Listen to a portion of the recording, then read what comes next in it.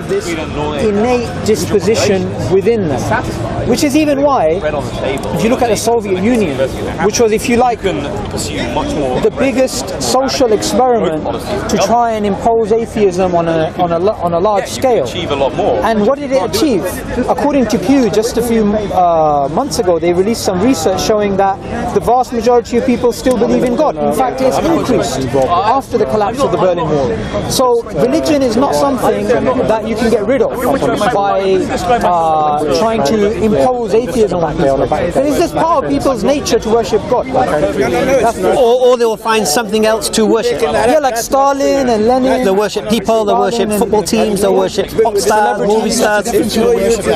No, but it's the same thing. They'll put all their adoration and everything into that. And if that celebrity likes a particular brand of car, then they'll go and get that particular brand of car, which is why certain people sponsor football teams, because if, for example, Vodafone sponsor United or whatever, then whoever supports United is more inclined to go to buy Vodafone, because... So this is the same thing, same principle. I'll tell you why that's not true. Why what's not true? If you were brought up in a headhunting society, you wouldn't think twice of going and chopping somebody's head off to bring it. There's no morality in that. Well, no. If you were brought up in that society, that's it. You were saying that morality is something... If you were brought up in that society, you wouldn't think twice. Right. So here's your problem. You have to define what morality is. You've got to define. You were saying there's an absolute one, so you... No, you asked the question. You've got to define. Did you ask the question? You said is there an absolute morality, isn't it? You said that there is. Did you ask me that question? Did you ask the question? Said that there is. Did you ask the question? Did you ask the question? But did you ask that question? Yes, I did. What's your belief? Right. So do you understand your question? So how do you explain the fact that people want to turn towards God? This is a universal thing we have. By universal, I don't mean literally every single human being, but every single language pretty much has a word for God. Every society has some sort of worship ritual. So from an atheistic perspective, how would you explain that human instinct? God means different things to different people. Because we didn't know any better. Some people think God is a man. The lightning came down, we went, oh, that's a God. Because do you know it? So it's God of the gaps. Yeah, so there's a God there to explain things we don't know. God means different now, people, different people. if that is the case, then we still have people believing in God even after the scientific revolution. And also, the belief in God is not just based upon logic. So, for example, somebody may say there's lightning that took place, so I don't really understand how this phenomena works. Therefore, I posit a creator. And some people have done this, it's known as God of the gaps. But a lot of other people, they don't even go that far. They say, I believe in God because it just feels right. They don't use inference or logic. It's just something within them. So how do you explain that instinct, not inference? Why do you think it's an instinct? Well, there's a lot of evidence for that, actually. Psychologically, we know that Give me some. Well, there's some research that was done a few years ago on Japanese school children, which showed that there's a tendency of children to basically incline towards theism. And there's a book published. What's it called? There's a book published by Oxford University called "Why Would Anyone Believe in God?" It's by Professor Justin Barrett of Oxford. And what he basically does is he, according to studies, says there's a natural inclination for people to believe in God. And likewise, there's Dr. Olivia Petrovich again from Oxford, and she's an atheist. And what she says is this. She says atheism is an acquired position, right? By default, there is a theistic inclination in children. She's a development psychologist. The interesting thing is she herself is an atheist, and she says atheism is an acquired position. So my question to you is, as an atheist, how would you explain that innate instinct? Okay, so I reject your claim that it's innate. And both of your examples, there's been refutations posted online and sent to yourselves. I don't know if you've got them on both of those. Sent to Ayera, etc. Sure. And this from Essence of Thought and others. Sure. So the claims are not what you claim, that they have an innate disposition to theism. What they have got is an innate disposition to believe in the supernatural and the superhuman. Okay, that's very different. Okay, so then you make the inference that it's a supernatural being. That's not sure. But when we're here to have a discussion, it's very easy to throw out authorities and say Essence of Thought refuted you or whatever. What I want you to do is this. I want you to explain to me what you just said right now, which is that there is an innate disposition to believe in supernatural. Right? I didn't say. I said superhuman. Superhuman. Okay. So in other words, superhuman. So, if there's an innate disposition to believe in something superhuman, something supernatural according to them, okay? Let's stick on that because we agree there. We agree that it's superhuman abilities. Yes. Okay. They use the word supernatural. Okay. That's what Dr. Olivia Petrovich uses. That's what Dr. Justin Barrett uses. Sorry? I don't think that's true, but let's assume that it is. Okay. Do you know what the experiment or one of the experiments was? Okay, wait. Let me just do this for a second. Before we move on, I just want to correct something that you tried to do, which is when you didn't have an answer, you just decided to throw out an authority. That's why I'm challenging what you said. What did I not have an answer for? Because when I asked you, why is there this instinct to believe in a creator? Yes. And I gave you some research for it, right? You just said, well, Essence of Thought refuted this, and this isn't exactly what they're saying. When I also gave you the example of the Soviet Union as well. So the idea that belief in God is instinctual, is innate, is something which psychologists and anthropologists and philosophers of science discuss. It is something which is being discussed. Now I agree. There are people who say it's nature. There are people who say it's nurture. There are people who say, what's the point of having nature and nurture?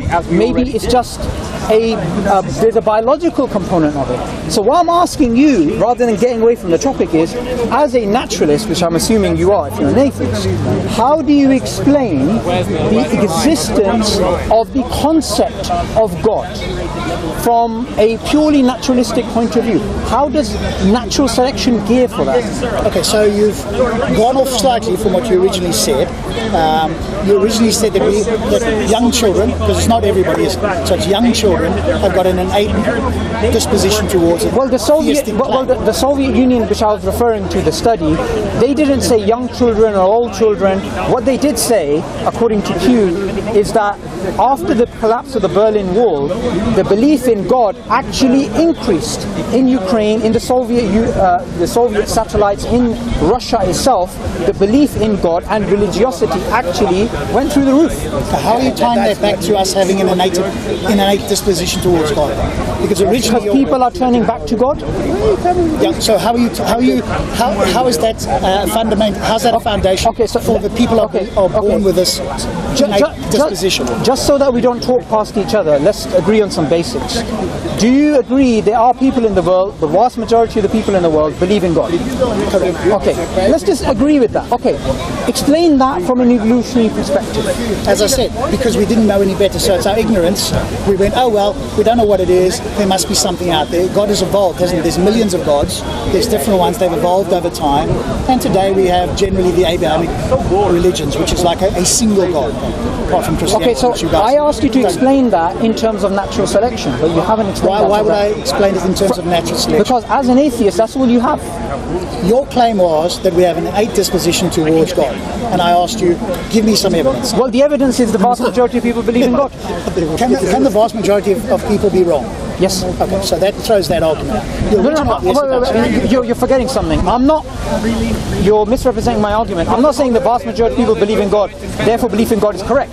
I'm saying the vast majority of people believe in God, so from an atheistic perspective, how do you explain that? I've just told you. If the vast majority of people didn't believe in God, would that make God not exist? Or would it be innate if the vast majority didn't believe in God? Because you seem to be claiming like an ad populum fallacy, which is because lots of people believe something, I need to explain why lots of people believe it.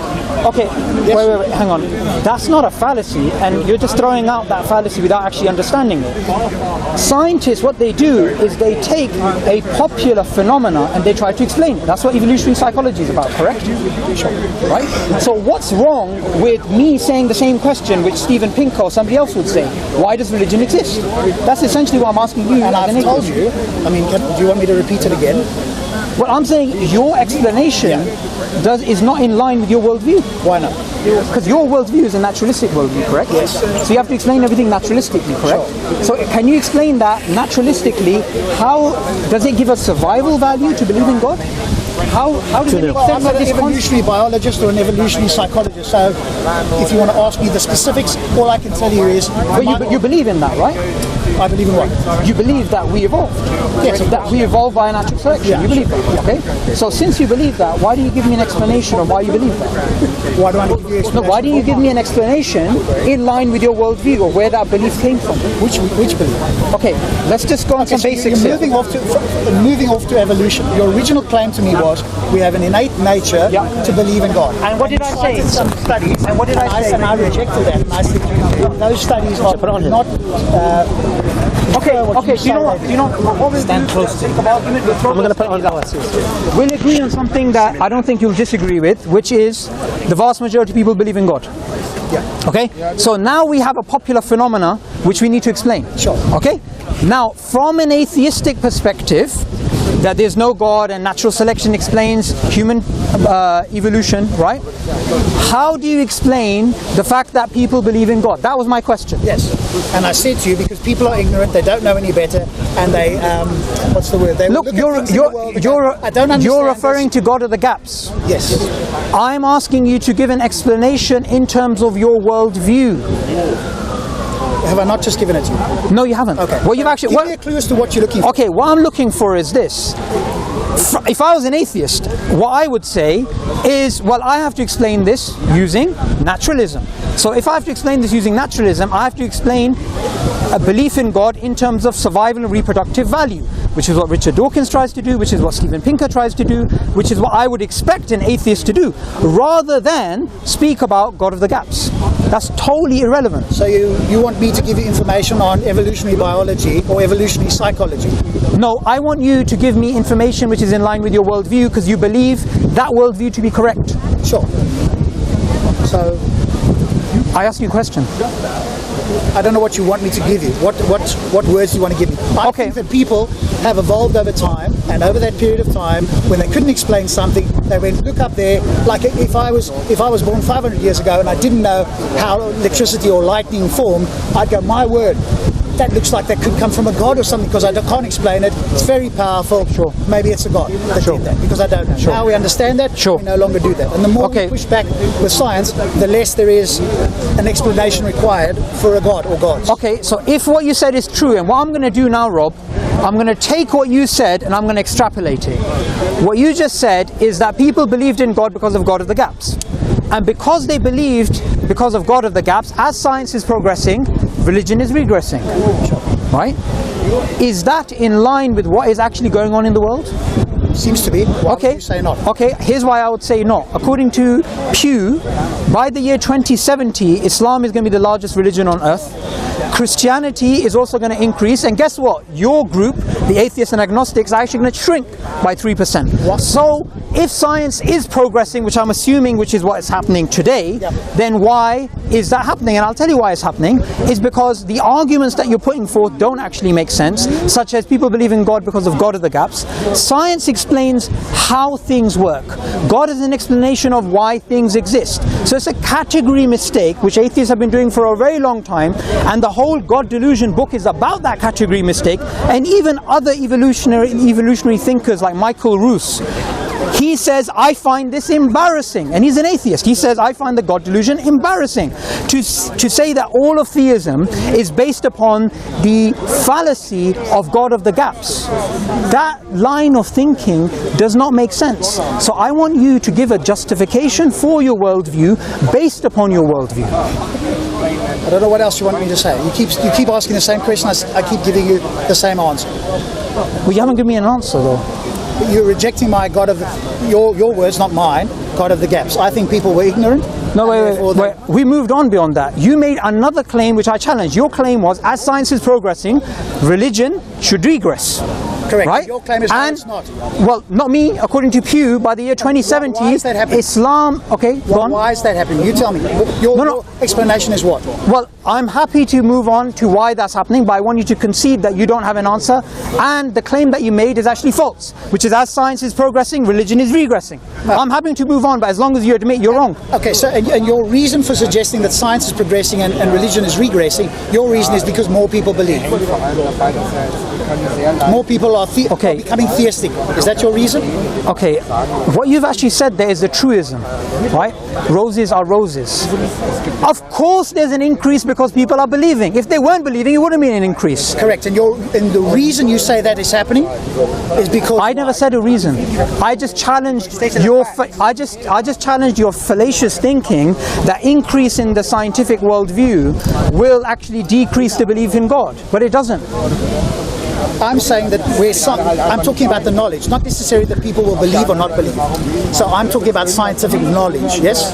That doesn't necessarily translate that everybody in the world... so what's your claim about scientific knowledge? That it gets people to disbelieve it? And it's growing. Would you agree with that, or would you say no? No one disagrees with that's improving. But your claim was, it's growing and religion is going down. Apparently science is going to make us stop believing. So you're basically claiming that the more we discover about science, the less we're going to believe in God. Correct. Yeah. Okay, but that hasn't happened. Yeah, that's the point. And the other thing is, the scientific method came together.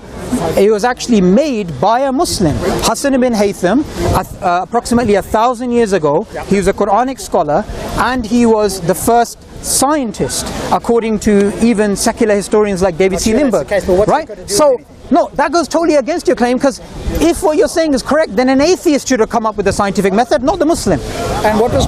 And atheists haven't done much, frankly. Trying to separate science. You haven't sent us to the moon, haven't done every technological advancement on the... Okay, wait. Let me tell you, right? That's actually totally false, because of two reasons, right? Number one, we went to the moon based upon Newtonian mechanics. Guess what? Isaac Newton was not an atheist. He was a devout Christian, and the greatest thing that he believed he achieved in his life was to die a virgin, right? He was not an atheist. Are you kidding? Two. Well, secondly, the scientific method, its product is space exploration. So if we went to the moon, that's based upon science, and the first scientist was a Muslim. So atheists did not lead us to actually go to the moon. Okay, so you've made an awful fallacy. You've said because Newton was a Christian, therefore Christianity is true, or Christianity is the basis, or something about Christianity and science. Okay, anyone watching, did I say that? Didn't say that. Did I say that? No? Okay, did I say that? Everybody else? Anybody else put up their hand? Do you want to speak to me, or do you want to have an audience participation? I've got some independence. Let's see what... I'm just really baffled. You told me that because Newton discovered the laws, what? He wasn't an atheist. No. So what? Your claim was we went to the moon. We went to the moon. That's completely irrelevant. Okay, wait. What I want you to do is this. Take a step back. Think about it. What have atheists actually done? They keep talking about science, you know, woo, we're all about science. But what have you guys actually done? That's what I want to know. All the technological advancements. Go ahead. Go ahead. Go ahead. Okay, so tell me this, okay? If atheists are the people who we should be looking up to, and they are supposed to be holding up science as a banner, why didn't they come up with it? Why were the founding fathers of the fields of physics, chemistry, biology, psychology, sociology, anthropology theists? Because that was... Why? No, wait, let me finish. Then I'll ask you a question. Now, in the 20th century, when we've made so much progress, you guys have decided to come out of your caves and say, well, this is all due to us. And I'm kind of like, that's rich. That's really rich. Where were you for the last 1,000 years? We were all theists, or we were all hiding from theists, weren't we? Well, okay, we agree you guys were in the caves, right? But while you were in the cave, why couldn't you come up with the scientific method? Yeah, stop shouting. Stop shouting. No, because no. Because this is an audience play for you. Just stop shouting. Wait. All I'm here to do. No, shall I tell you why I'm speaking to you like this? Because you come to Speaker's Corner, and I've seen this a lot. I've even seen your videos. Good. You come and you try and confuse people with your nonsense. So I decided today I'm going to walk up to you. And I'm going to get you to speak about your worldview on your own platform, and let's see if you actually know what you're talking about. So if you want me to speak a bit more calmly, I'm going to speak like a Quaker from now on. Good day, sir. Go ahead. Okay, take it easy. Your claim was that where were all the atheists prior? And now we've come out of our caves, to use your word, and we're claiming credit for all the scientific discoveries. But You are. Your claim is that no, theists did all of this, and we should therefore be subservient, or theism is in some way justified to be linked with science. No, I never said that. What is your claim about theism then? You made the claim, sir, that science is somehow linked to atheism, right? You linked the increase in scientific knowledge to a decrease in belief in God. All I did was challenge that. Okay, now- I'm going to be a Quaker, so if you interrupt me, I'll stop. Okay, so that's not what I said. I said science is pushing back. In other words, the knowledge, where science is increasing, is pushing back the religious. In other words, some of the religious claims. I'm not saying that people in the world don't believe in God. Can we get that distinction? Okay, so let's clarify it. What's your claim? Your claim is science is getting rid of the intellectual foundations of religion? So science is giving us a better understanding of the natural world, whereas in the past we would have looked towards a god or gods as an explanation. Now science is explaining things, and we need to less and less look towards the god. That does not mean that people are not going to believe in a god. That's the but distinction. That is predicated on the assumption that people believe in God because of God of the gaps. Yes. Sure. Right? Where on earth did you get that from? Everybody that I speak to here, everybody that I speak to, whenever they bring up something about science, So you're they want to judging- include, they you're- want to put God in wherever they can. Remember, so I'm a- consciousness, Okay. rationality. How did evolution get started? The Big Bang, science, cosmology, anything where we don't yet have an answer. Now we can insert God. Where we have an answer, nobody here is going to claim that God is creating lightning. Why? Because we now have an understanding. Okay, so your belief that people believe in God because of God of the gaps is based upon your conversations that you have here in Speaker's Corner with people. It's well, when we look back in history, isn't it? We can look back in history as well, and we can go, hey, people were mightily ignorant about virtually everything in the natural world. When? All the time in history. No, that's not true. So we didn't know about the germ disease. We didn't know that the Earth orbited the Sun. We didn't know there was more than one galaxy. Okay, one sec. Things, evolution, one sec. Now, there's one fallacy which we need to move away from and move on to another fallacy, which is about the ancients. Did you know the Greeks calculated the circumference of the Earth? Not the Greeks, one guy, Eratosthenes. Yes? Was he a Greek? I don't know what he was. Okay, who cares if he's Greek? Well, there you go. He's Fuegian, all right? There's one guy. But he existed 2,000 years ago. Okay, did you... 280 BC, yeah. Okay, you're saying they didn't know that the Earth orbited the Sun? You're telling me no Greek knew that? I don't know if the Greeks knew it, but most people didn't. You guys didn't. Okay, wait, one sec. How do you think they built the pyramids? Using mathematics and engineering, correct? We don't know, do we? It's still a mystery. Okay. 1,000 years ago, and that's quite a long time ago, we had Hassan ibn Haytham, who came up with the scientific method. Now, when he came up with the scientific method, if his belief was, I don't want to explore nature because that will make me decrease my belief in God because I believe in God of the gaps, then he wouldn't have come up with the scientific method, and nor would the other Muslims who actually did science at the time, and then the baton was passed on to medieval Europe. Now, what I find strange is your claim of God of the gaps. I want to know if you actually understand where this argument originated from as a formal argument. No, I don't know where it originated. It was actually about 400 years ago. Do I need to know that? Yes, you do. Okay. It was actually in Europe, where Christian philosophers, they wanted an argument for the existence of God, and there was many arguments for the existence of God, which I would say were quite fallacious, right? So one of them was this argument about, can you think of the most perfect being, and so forth. And one of the arguments that they actually came up with was the God of the gaps. And guess who critiqued them? other Christian philosophers. We're talking about 400 years ago. Was there any atheist philosophers at the time? Yes, of course they were. Were they? Well, there was David Hume, right? You said 400 years ago. Hume was a couple. Okay, 400 years ago. Let's keep well, actually, about 2,000 years ago, some of the Greeks were atheists too. Okay, right? we're going off on a tangent here. We're not. Because what we're actually doing is this. We're unraveling some of the claims that you're actually making. And one of the things which I actually do want to challenge is this. Just recently we had this march about science, right? I'm sure you must have heard of it. March about science, no. You know, marching for science, right? No, and this march they had in the States where, you know, all these atheists come out and they're like, we're marching on the behalf of science, we're doing this, we're doing that, right? Now what I want to do is this. I want to make a claim.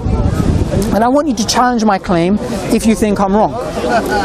I believe the vast majority of atheists who believe in Darwinian evolution, or they claim, you know, we believe in science, we believe in this, they believe in it not because they understand it, not because it makes sense, but purely because they've been socialized into it. And I'm going to make a secondary claim which is going to be very particular, which is I do not believe you understand anything about Darwinian evolution and you only believe in it because of socialization. Now that's a claim. Correct.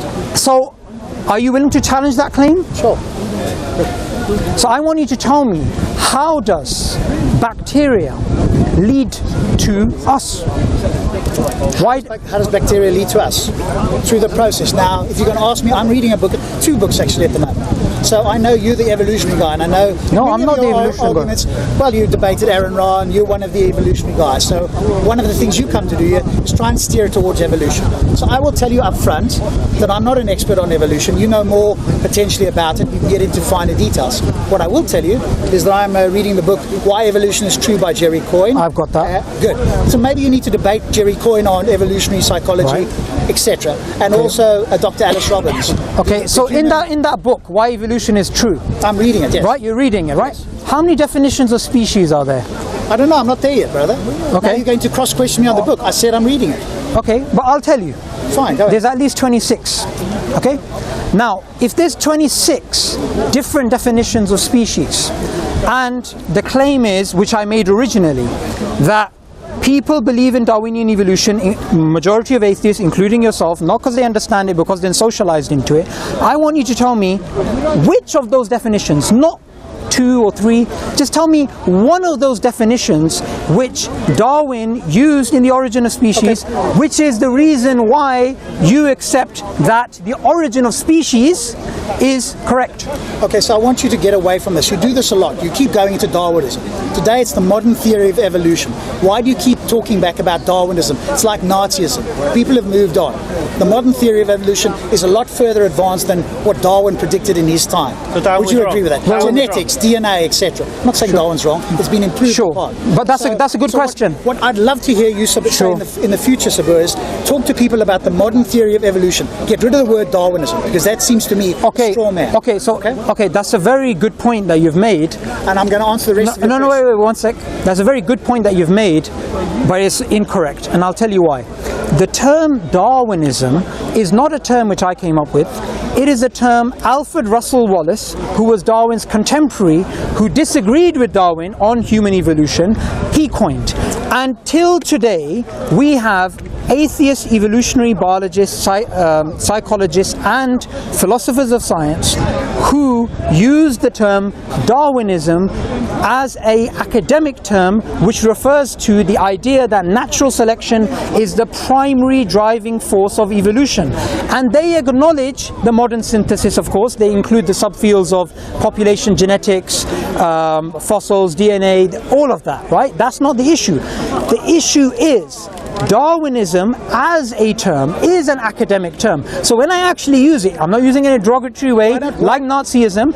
And also you need to understand the reason why I use the term Darwinism or Darwinian evolution is because there's many different alternatives.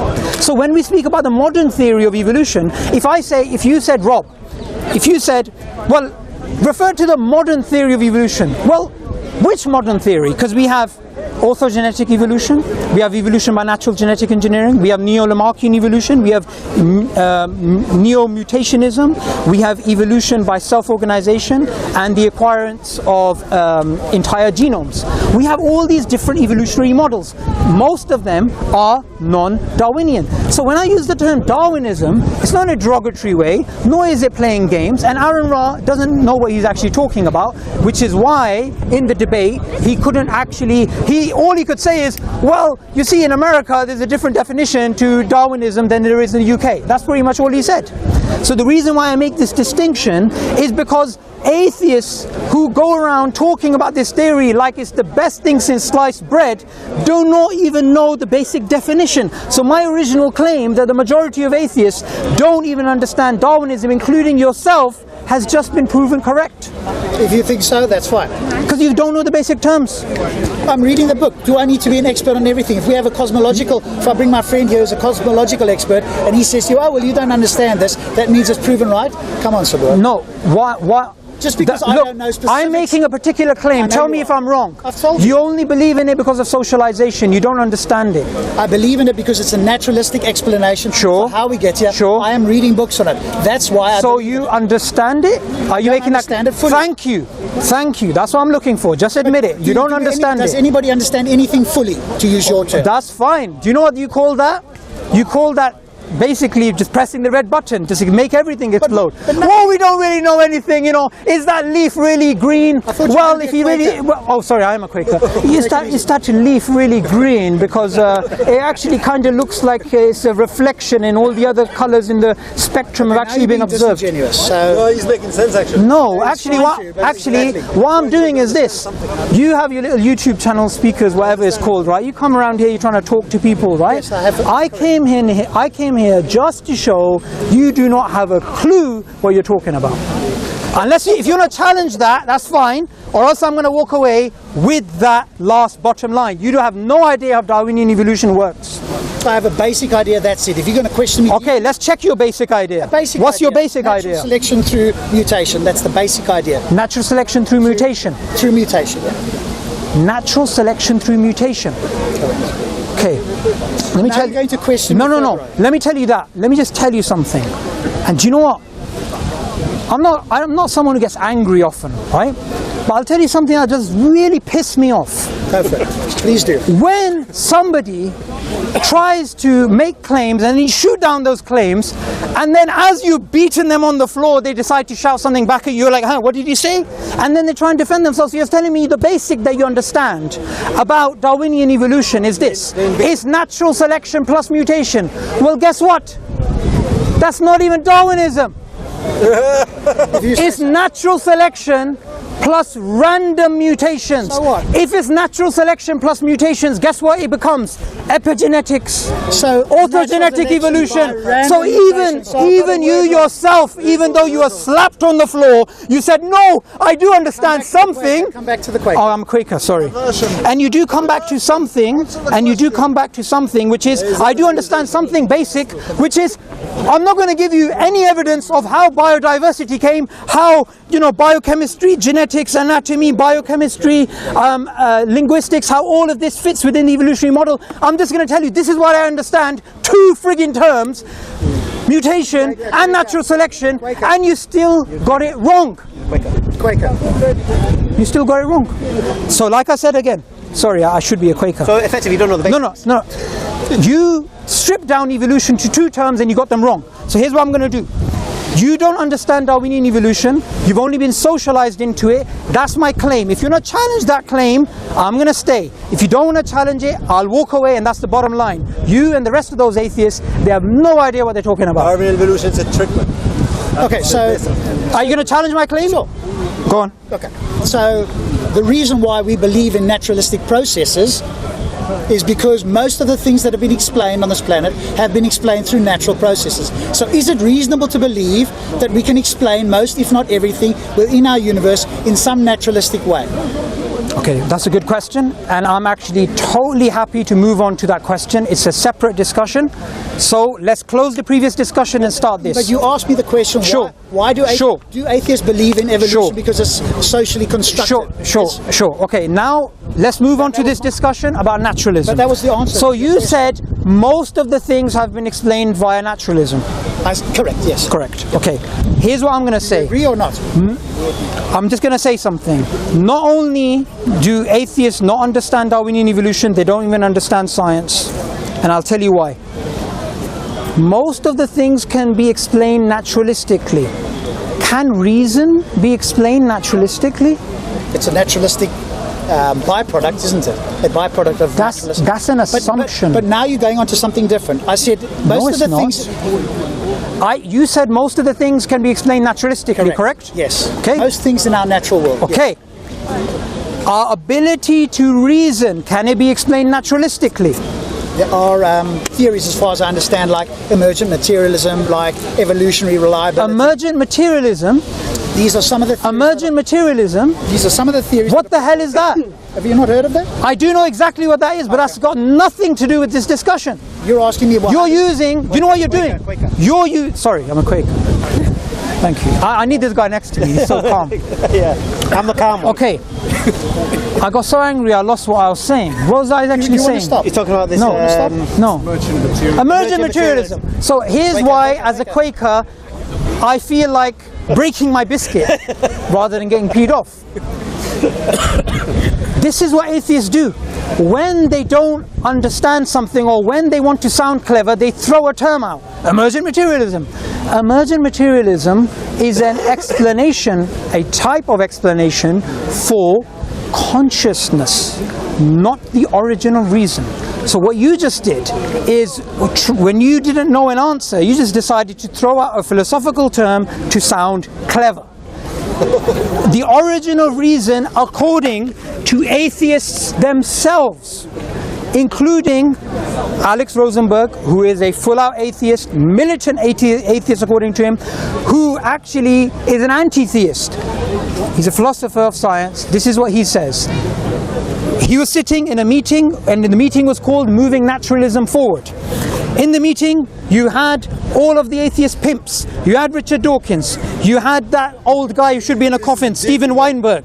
You had all these different people sitting down. And while he's sitting there, they were talking about moving naturalism forward. Alex Rosenberg, everybody had to put out an issue on the table, which is an issue which is outstanding for naturalism to move forward. And guess what Alex Rosenberg said? We have no explanation for the origin of reason. Okay, so let's break it down. What is I'm a Quaker, sorry. Yeah, you've forgotten. That's okay. What do you understand by the origin of reason? What do you mean by reason? Okay, again, we've moved on. I am happy to move on to this discussion. Totally happy.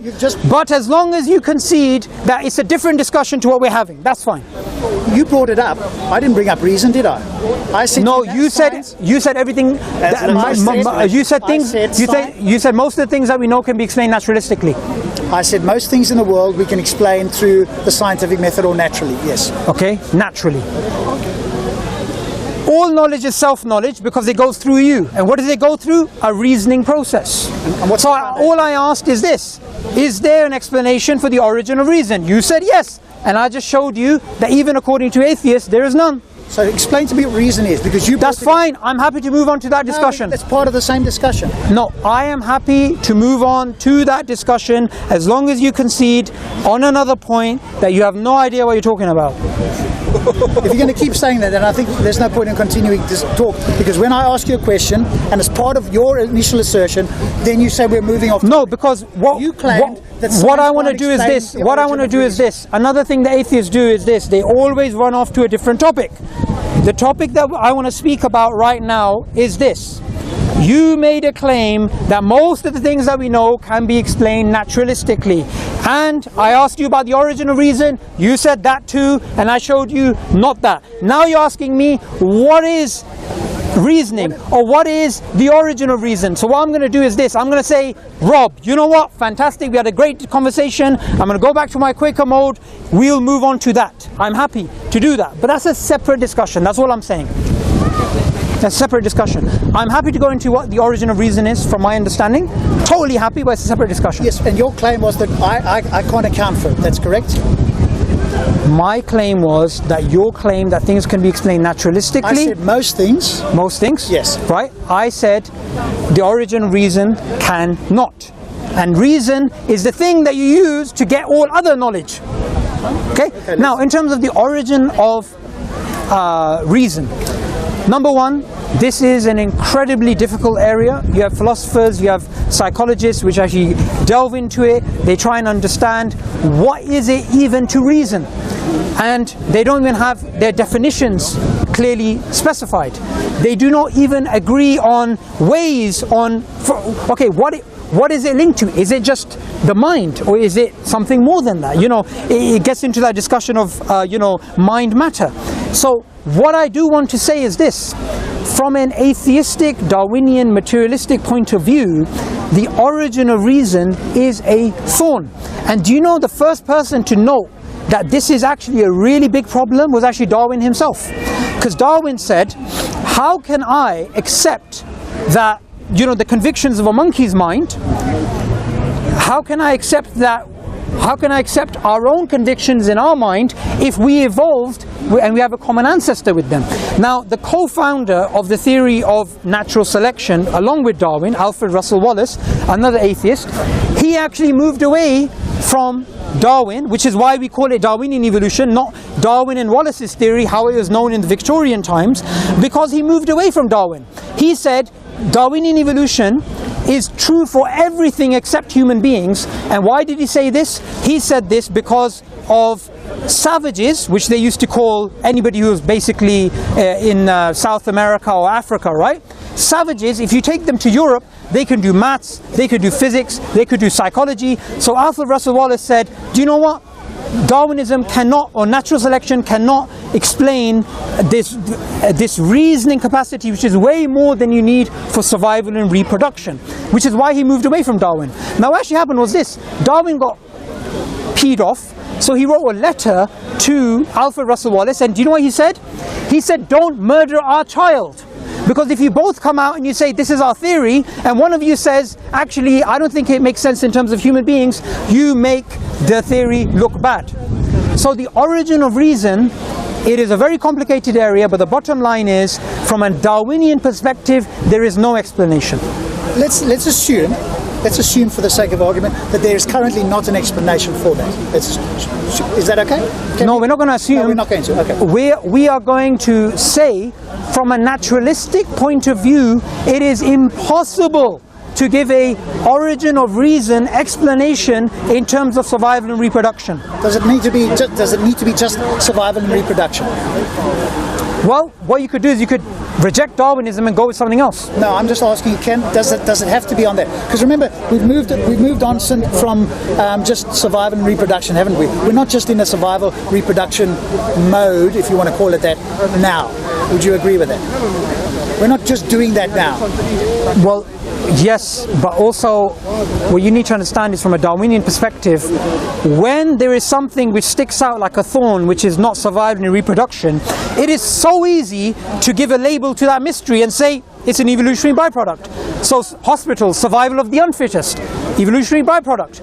If you do that, there's no point in having a conversation, because it's an unfalsifiable hypothesis. Because anything that fits in line with survival and reproduction, you say, hey, that's mine, survival and reproduction. Anything that doesn't, you say, well, it's a byproduct. No, but we could do exactly what you said, which is we could say, hey, it's a mystery, we're still trying to work out how that is. No, I don't want to say it's a mystery. I want to say, from an atheistic perspective, it makes no sense. And since atheists pretend to be clever, and they pretend to be rational, and they pretend to throw out terms which they don't understand, then how dare they claim they are rational when they can't give an explanation for the origin of reason? When I, as a Muslim, I can say, well, do you know what? Have a good day. If you want to pretend to be clever, that's absolutely fine, but you can't even give an explanation for the origin of reason.